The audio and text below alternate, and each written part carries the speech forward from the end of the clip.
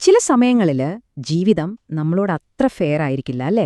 നമ്മൾ തിരഞ്ഞെടുക്കാത്ത ഒരുപക്ഷെ നമ്മൾ ഒട്ടും അർഹിക്കാത്ത ചില ബുദ്ധിമുട്ടുകൾ അതൊക്കെ നമ്മുടെ മുന്നിലേക്ക് വരും. അപ്പൊ അങ്ങനെയുള്ള സാഹചര്യങ്ങളെ എങ്ങനെ നേരിടാം? ആ ഒരു കൊടുങ്കാറ്റിനെ എങ്ങനെ തരണം ചെയ്യാം? നമ്മുടെ ഉള്ളിൽ തന്നെയുള്ള ആ ശക്തിയെ എങ്ങനെ കണ്ടെത്താം? ഇതിനെക്കുറിച്ചാണ് നമ്മളിന്ന് സംസാരിക്കാൻ പോകുന്നത്. അപ്പോ ഇതാണ് ആ ചോദ്യം. നിങ്ങളുടെ യുദ്ധം നിങ്ങളെ അങ്ങോട്ട് തിരഞ്ഞെടുക്കുമ്പോൾ നിങ്ങൾ എന്തു ചെയ്യും? ഒന്ന് ആലോചിച്ചു നോക്കൂ.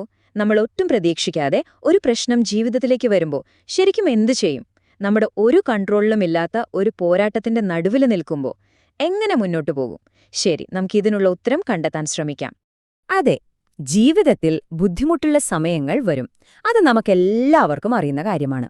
ചിലപ്പോൾ തോന്നും ഈ വേദനയും സഹനവും ഒന്നും ഒരിക്കലും മാറില്ല, ഇത് നമ്മുടെ കൂടെ പിറപ്പാണെന്ന്, അല്ലേ? അപ്പോ അങ്ങനെയുള്ള സമയങ്ങളിൽ നമ്മൾ എന്ത് നിലപാടാണ് സ്വീകരിക്കേണ്ടത്? അതാണ് പ്രധാനം.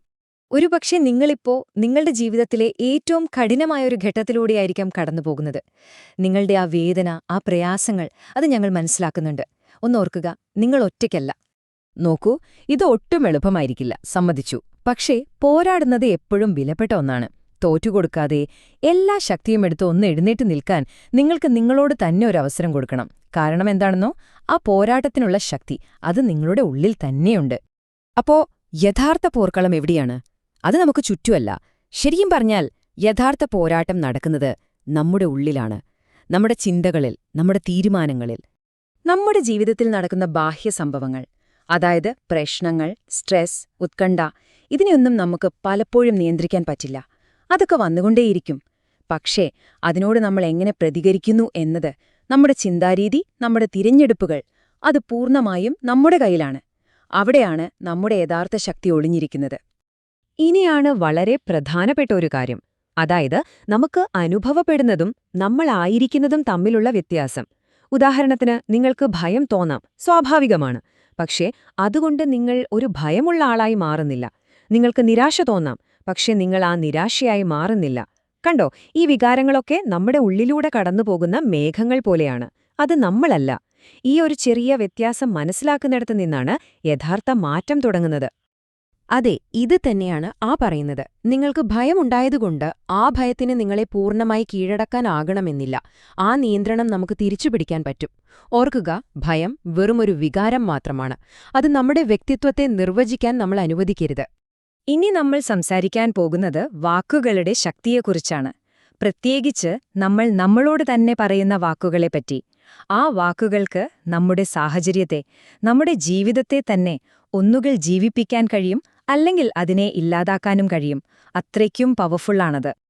അതിലാദ്യത്തേതാണ് മരണവാചകം. എന്താണിത്? ഇത് നമ്മൾ നമ്മളോട് തന്നെ പറയുന്ന നെഗറ്റീവായ, നമ്മളെ തന്നെ പരാജയപ്പെടുത്തുന്ന കഥകളാണ്. ഓരോ തവണയും ഈ കഥ പറയുമ്പോൾ നമ്മൾ സ്വയം ഒരു ശിക്ഷ വിധിക്കുകയാണ്. നമ്മുടെ എല്ലാ പ്രതീക്ഷകളെയും അതില്ലാതാക്കും. ചില ഉദാഹരണങ്ങൾ നോക്കിയാലോ?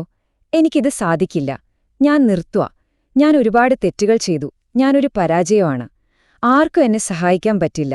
ഇതൊക്കെ നമ്മൾ കേട്ടിട്ടുണ്ട്, ഒരുപക്ഷെ പറഞ്ഞിട്ടുണ്ടാകും. ഓരോ തവണ നമ്മളിത് ആവർത്തിക്കുമ്പോഴും നമ്മൾ നമ്മുടെ മുന്നിലുള്ള സാധ്യതകളുടെ വാതിലുകൾ ഓരോന്നായി അടയ്ക്കുകയാണ്. അവസാനം ഈ നുണകൾ നമ്മുടെ യാഥാർത്ഥ്യമായിട്ട് മാറും. എന്നാൽ ഇതിന് കൃത്യമായൊരു മറുവശമുണ്ട്. അതാണ് ജീവവാചകം. അതായത് ആ നെഗറ്റീവ് ചിന്തകളും വികാരങ്ങളുമൊക്കെ വരുമ്പോൾ അതിനെതിരെ നമ്മൾ ബോധപൂർവം നടത്തുന്ന ശക്തമായൊരു പ്രഖ്യാപനം, അതിജീവനത്തിന്റെയും പ്രത്യാശയുടെയും ഒരു പ്രഖ്യാപനം. ഇതിന്റെ ഏറ്റവും നല്ല ഉദാഹരണമാണ് ഈ വാക്യം: നീതിമാൻ 7 പ്രാവശ്യം വീണാലും അവൻ വീണ്ടും എഴുന്നേൽക്കും. കണ്ടോ, ഇത് വീഴില്ലെന്നല്ല പറയുന്നത്, വീഴും, അത് ജീവിതത്തിന്റെ ഭാഗമാണ്. പക്ഷേ അവിടെ കിടക്കില്ല, വീണ്ടും എഴുന്നേൽക്കും എന്നതാണ് കാര്യം. എനിക്ക് വേദനയുണ്ട്, പക്ഷേ ഞാൻ മുന്നോട്ടു പോകും എന്ന് പറയുന്നത് പോലെ ആ എഴുന്നേറ്റ് നിൽക്കാനുള്ള തീരുമാനം, അതുതന്നെയാണ് യഥാർത്ഥ വിജയം. ശരി, അപ്പൊ നമുക്ക് അടുത്ത ഭാഗത്തേക്ക് പോകാം. വേദന അത് ശാശ്വതമല്ല. നിങ്ങളുടെ അതിജീവനത്തിന്റെ ചരിത്രമൊന്ന് ഓർത്തെടുത്താൽ മാത്രം മതി. ഈയൊരു കാര്യം എപ്പോഴും മനസ്സിൽ വയ്ക്കുക. നിങ്ങളുടെ വേദന അത് താൽക്കാലികമാണ്. നിങ്ങൾ ആ വേദനയേക്കാൾ എത്രയോ വലുതാണ്. ഈ വേദന നിങ്ങളെ നിർവചിക്കുന്നില്ല. ഇതിനെ അതിജീവിക്കാനുള്ള എല്ലാ ശക്തിയും നിങ്ങളുടെ ഉള്ളിൽ തന്നെയുണ്ട്. 1. നിങ്ങളുടെ ഭൂതകാലത്തിലേക്കൊന്ന് തിരിഞ്ഞു നോക്കൂ. നിങ്ങൾ കരയുന്നത് ഇതാദ്യമായിട്ടാണോ? അല്ല. നിങ്ങൾക്ക് ശ്വാസം മുട്ടിയതും ഒരു വഴിയും കാണാതെ നിന്നതും ഇതാദ്യമായിട്ടല്ല. നിങ്ങളുടെ ഹൃദയം തകർന്നതും ഒരുപക്ഷെ ഒരു മോശം അസുഖത്തിന്റെ വാർത്ത കേട്ടതും ഇതാദ്യമായിരിക്കില്ല. ഇതിനെയെല്ലാം നിങ്ങൾ മുൻപും അതിജീവിച്ചിട്ടുണ്ട്. അതാണ് നിങ്ങളുടെ ചരിത്രം. അതുകൊണ്ട് തന്നെ ഉറച്ച ശബ്ദത്തിൽ നിങ്ങളോട് തന്നെ പറയണം, ഈ കഥ പറയാൻ ഞാൻ ജീവിച്ചിരിക്കും. ഈ സമയവും കടന്നുപോകും. ഇതൊരു മന്ത്രം പോലെ മനസ്സിൽ ഉറപ്പിക്കുക. അപ്പോ ഇത്രയൊക്കെ സഹിക്കുന്നതിന് ഒരു പ്രതിഫലമുണ്ടോ? തീർച്ചയായുമുണ്ട്. ആ വേദനയുടെ മറുവശത്ത് നമ്മളെ കാത്തിരിക്കുന്ന ഒരു വാഗ്ദാനമുണ്ട്. അതെന്താണെന്ന് നമുക്ക് നോക്കാം. ചിലപ്പോൾ വിജയം എന്നത് അത്ര വലിയ സംഭവമൊന്നും ആകണമെന്നില്ല. വെറുതെ ഒന്ന് പിടിച്ചു നിൽക്കുന്നത്, തോൽക്കാതെ വീണ്ടും കളത്തിലിറങ്ങുന്നത്, അത് തന്നെ ഒരു വലിയ വിജയമാണ്. ഇതൊരു ഗ്യാരണ്ടിയാണ്. നിങ്ങൾ കടന്നുപോകുന്ന ഈ ബുദ്ധിമുട്ടുകൾക്കപ്പുറം തീർച്ചയായും നിങ്ങൾക്കൊരു പ്രതിഫലം കാത്തിരിക്കുന്നുണ്ട്.